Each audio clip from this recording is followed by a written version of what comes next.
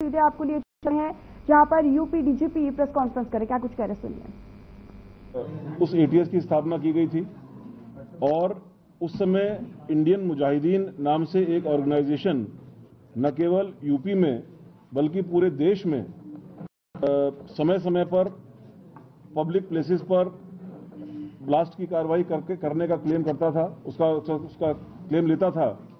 और उत्तर प्रदेश पुलिस ने और एटीएस ने पूरे देश में पहली बार उस संगठन का खुलासा करते हुए, पर्दाफाश करते हुए इस संगठन से जुड़े हुए अपराधियों को पकड़ा, आतंकवादियों को पकड़ा। और वही उसके साथ ही वो एक ऐसा पूरा सिलसिला रहा कि देश की समस्त एनफोर्समेंट एजेंसीज, विभिन्न प्रदेशों की एटीएस, विभिन्न प्रदेशों की एसटीएफ, विभिन्न प्रदेशों की क्राइम ब्रांच और एजेंसीज ने मिलकर के एक सुनियोजित तरीके से उस आतंकवादी गैंग के खिलाफ न केवल प्रभावी कार्रवाई की बल्कि इन्वेस्टिगेशन और प्रोसिक्यूशन भी किया।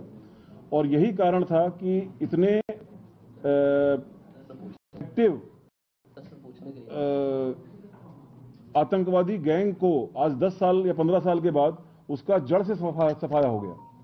तो समय के साथ साथ चैलेंजेस चेंज होते हैं, टेक्नोलॉजी चेंज होती हैं, उसी के साथ साथ हमको भी अपनी रणनीति और अपने उद्देश्यों को चेंज करने की आवश्यकता है। To answer your question, yes, if need arises which is there, will review the performance.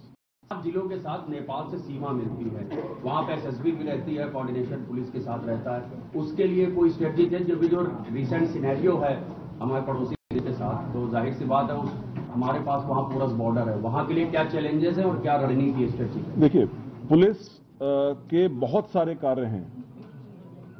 इन 10 प्राथमिकताओं को गिनाने का मतलब ये नहीं है कि बाकी जो कार्य हैं वो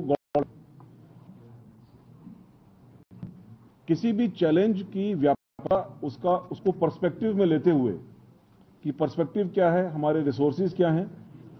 मेन उद्देश्य ये है कि हमारे नागरिकों का पूर्ण संरक्षण और पूर्ण सेफ्टी हो।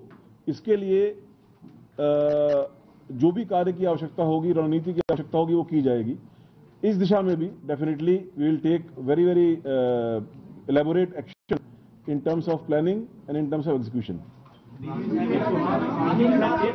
क्वेश्चन मेरा है कि अपराध और अपराधियों पर अंकुश लगाने में मीडिया एक सहयोगी जी।